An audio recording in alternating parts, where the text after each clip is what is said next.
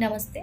आज हम लोग बात करेंगे फिर से ह्यूज मेंटेनेंस से कैसे बचा जाए। मैंने 2 दिन पहले भी एक वीडियो डाला था, पर बहुत सारे लोगों ने, आप लोगों ने, जो लोग मेरे फॉलोअर्स हैं, जो लोग मेरे फ्रेंड्स हैं, उन लोगों ने मुझे व्हाट्सएप में, मैसेंजर में मैसेज किया है कि क्लियर नहीं आ रहा है साउंड और थोड़ा कच्चा आ रहा है, तो इसीलिए हम लोगों को समझ में नहीं आ रहा है क्लियरली। तो इसीलिए मैं आप लोगों के लिए सेकंड वीडियो लाई हूँ, मेंटेनेंस से बचने का जो तरीका है, उसके बारे में बोलने के लिए, हस्बैंड्स जो हैं उनके लिए। तो मेंटेनेंस का रूल्स है, वो क्या है, वाइफ जब मेंटेनेंस फाइल करती है तो उसके साथ ही वो डोमेस्टिक वायलेंस भी फाइल करती है या फिर डिवोर्स भी फाइल करती है।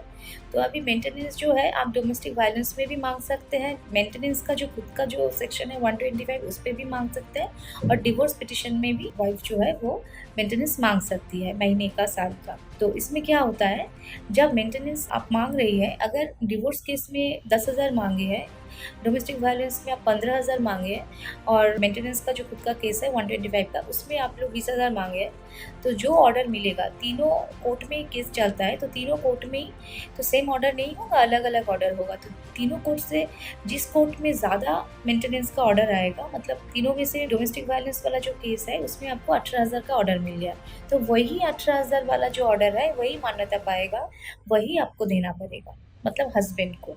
तो इसीलिए इसमें हस्बैंड को बहुत परेशानी हो जाती है। एक तो 3 केस का खर्चा चलाना पड़ता है, फिर उसमें से जो ह्यूज वाला जो अमाउंट है वो देना पड़ता है। तो इसलिए जिस दिन आपको ऑर्डर मिलेगा, अगर आप चाहे कि मेरा कैपेसिटी नहीं है ये फुलफिल करने का, मैं ये इतना पैसा नहीं दे सकता हूँ, मेरा खुद का भी बहुत लायबिलिटीज़ है, खर्चा है, मेडिकल है, मेरे मम्मी-पापा है, मेरे पेरेंट्स है, घर सँभालना है, तो आपको क्या करना है, जिस दिन वो ऑर्डर मिलेगा उस दिन से 30 डेज़ के अंदर आपको रिविज़न फाइल करना है, मोशन फाइल करना है अपर कोर्ट में, ताकि आपका जो अमाउंट है वो लोग विचार करें। आपका जो खर्चा है, सारे खर्चे का डॉक्यूमेंट आपको पेश करना पड़ेगा कोर्ट में कि मेरा ये ईएमआई चल रहा है, मेरा ये मेडिकल का खर्चा है, मेरे मम्मी-पापा का ये मेडिकल का खर्चा है, मेरा खुद का खर्चा है।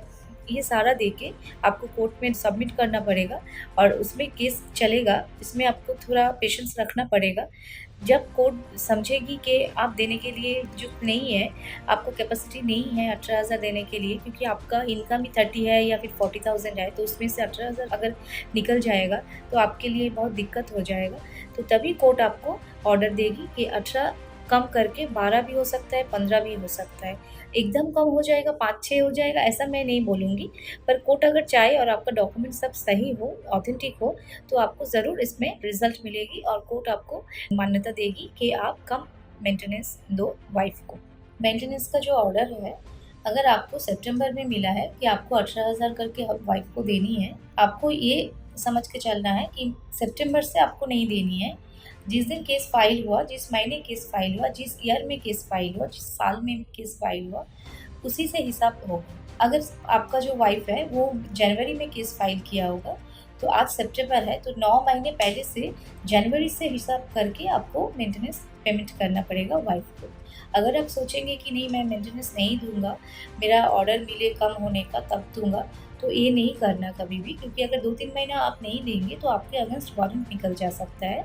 इसीलिए आप देना चालू कीजिए। 9 महीने का एक साथ देने की ज़रूरत नहीं है, 1 महीने का देके ही आप चालू कीजिए, ताकि ये कंटिन्यू रहे। पर आपको ये समझना है कि आपको पहले से, मतलब जिस दिन केस फाइल हुआ उसी दिन से काउंट होके, मतलब उसी दिन, मतलब उसी महीने से काउंट होके जिस दिन ऑर्डर हुआ उससे चलेगा मेंटेनेंस देना। ठीक है? नमस्ते।